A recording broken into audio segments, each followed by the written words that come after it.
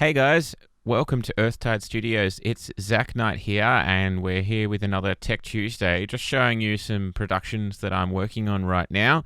This one is a mix that I'm doing for a drum and guitar cover that my friend Sam Duncan and one of his other friends are doing together for a new Data Remember track, FYM. Now, this was pretty cool. Sam actually recorded these drums himself just at home, and he did a pretty good job. I'm going to show you what they sound like on their own currently at the moment, just with the mix that I've pulled with them right now.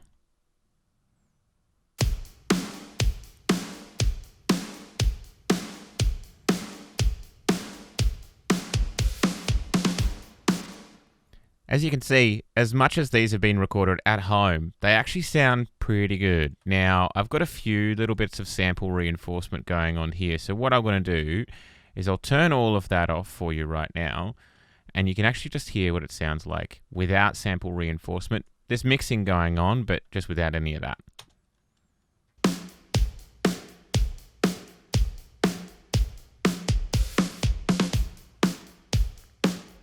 And I will say this as well, none of these drums have been edited at all. This is just the straight take of Sam playing it as is.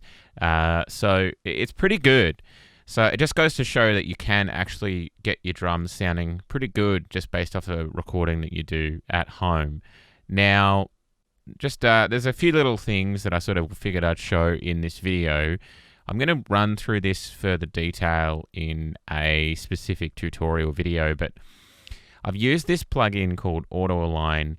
What this does is it allows you to actually get all of the phase for whatever particular sound that you're running in this particular case drums, and match it all up together. So I've actually used the overhead left channel as a guide, and then use that to then guide all of the rest of the drums.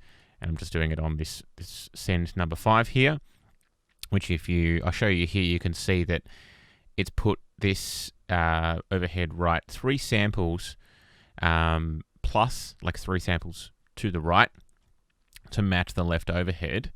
And you can see here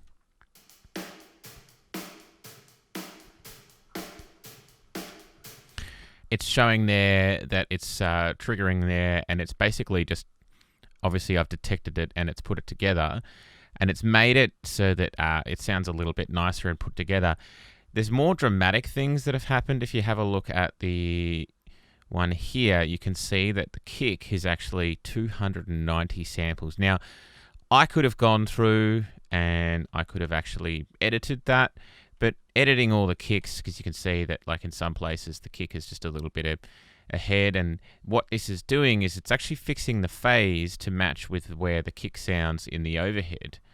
But it also is cleaning it up as well a little bit. But I'll show you what it sounds like for the kick with and without that being in phase.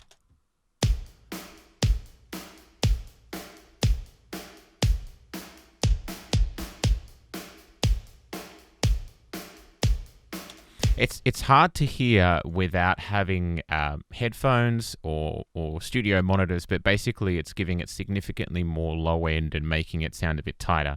Now, I've basically done that across the whole kit. I've done it on the snare as well, and then I've also added in a snare sample here to reinforce that there, and I've also got a room sample as well, which is my old favorite, the Green Day one. And I've just got that there, but those are actually blended quite far underneath, and they're not necessarily needed for the whole track. So I will actually do some videos showing specifically how much detail I go into mixing these kind of drums, both recorded at home. I might actually do a thing where I break down the way that Sam does this, because he's going to do a number of those, I believe. And also, we're going to do a bunch of different drum things ourselves as well. But I'll also show you guys what's going on here with the guitars. Now, this is just the guitars on their own as they came to me. And I'll just turn off all these plugins, and we can have a listen. And I'll also turn off all the sends as well.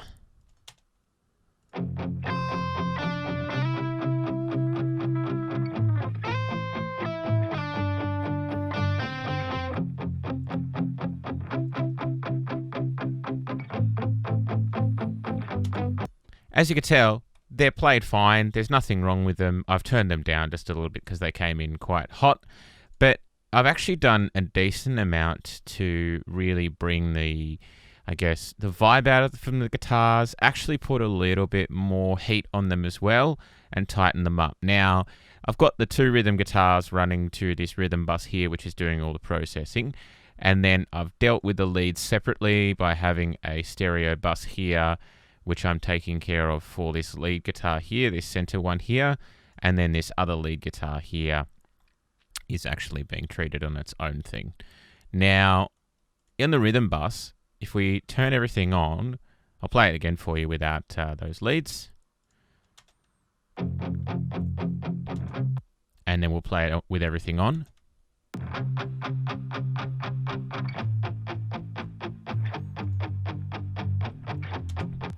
It's quite dramatic. So what I've done is, the first thing I've done is actually put on CLA guitars. Now, I normally wouldn't be putting reverb on rhythm guitars, but this particular song kind of calls for it. I've gone with this electric metal pedal preset on CLA guitars. And honestly, I've just adjusted a lot of that, really. Given it only a tiny bit of low end there, a decent amount of top end, a decent amount of compression, and really, really small amount of reverb, and a tiny amount of stereo width. And this is what it sounds like.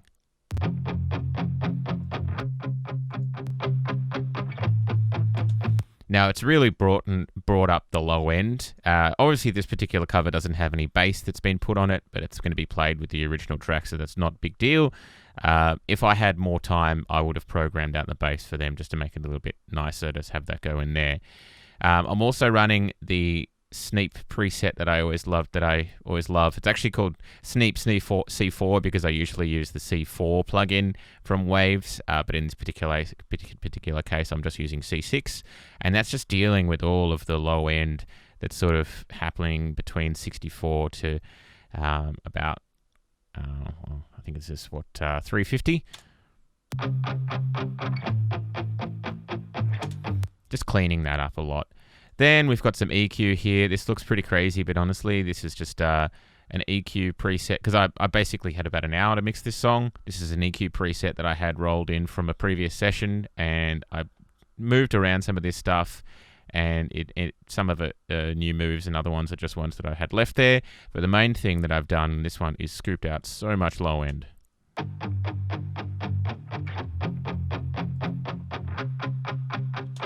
Clean it up a lot. Then after that, I'm just running some compression with CLA 3A, saturation, and then some limiting. And then on the bus, we've got some more EQ there, getting rid of more low end, because there was just so much low end, and then getting rid of a bunch of annoying stuff here at about 126. And then there was a few little notching parts there that were sort of standing out a bit. EQ, this one here is just so that I can actually see. I sometimes like having a second EQ afterwards. And then some saturation and some limiting.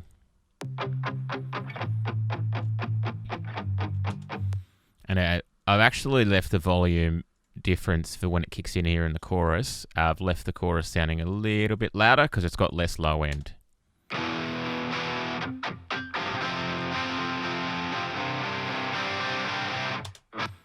And then after that, we've got the lead guitar. And this was a little bit fun. So in this particular one here, I've actually got this lead guitar running through. I felt like it didn't have enough gain. So I've actually put the Slate THU on. So I'll show you what it's doing. I'll just turn everything else off.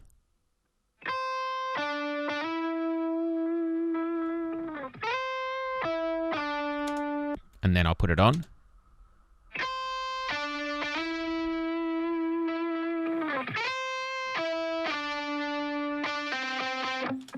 And I basically just went with the Solid British Solo preset. I turned off everything else except for the amp and cab.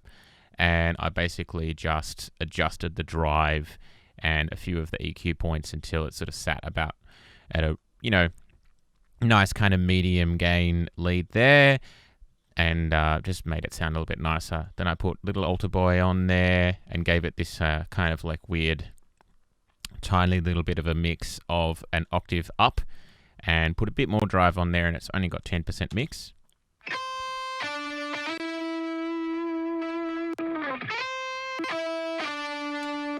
Sounds kind of interesting to say the least. And then after that, there's a filter there as well running on that. So that sounds like this. And then I have some effects running on it as well. I've got a delay, my usual guitar delay, a doubler, and another reverb. And it just ended up sounding a little bit nicer and poking out more.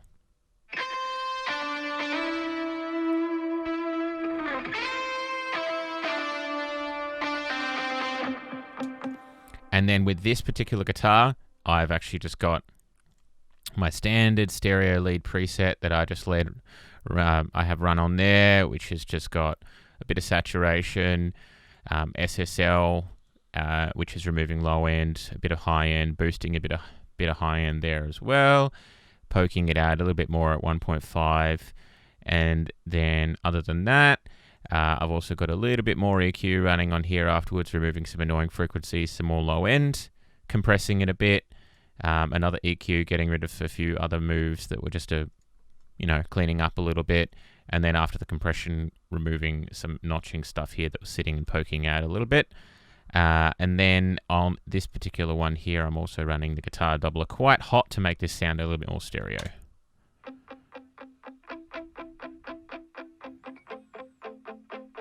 And I'll play it with the rhythms.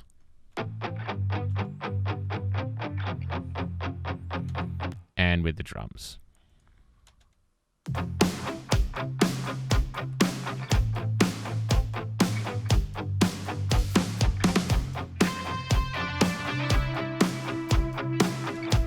And then we'll kick over to the chorus.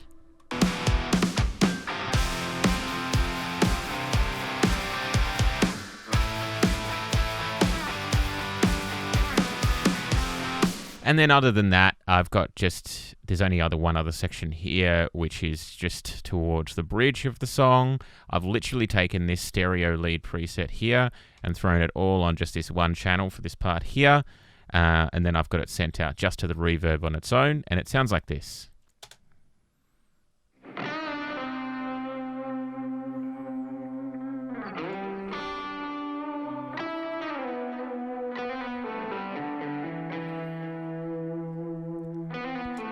And I'll play it without.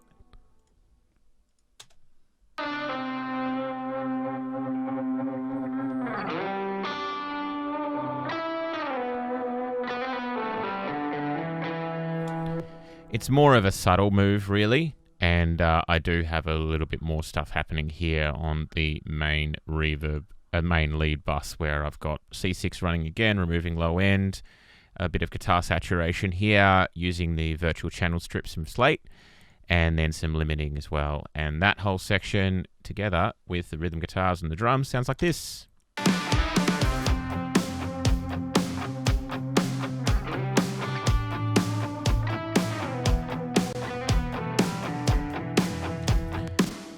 So yeah, I mean, basically this particular cover it's of a song that's, sort of sounds kind of cool, uplifting, nice and chill in some places as well. We're not really going overboard with the processing that's happening on here. This is something that I sort of had to throw together pretty quickly for my friend Sam, and so I kind of just wanted to get this done, but also make it sound pretty nice. I think Sam's doing a great job with his engineering and his drumming from home, as is his friend Jess as well, who's done all the guitars on this, and she did a great job too. So keep your eyes peeled.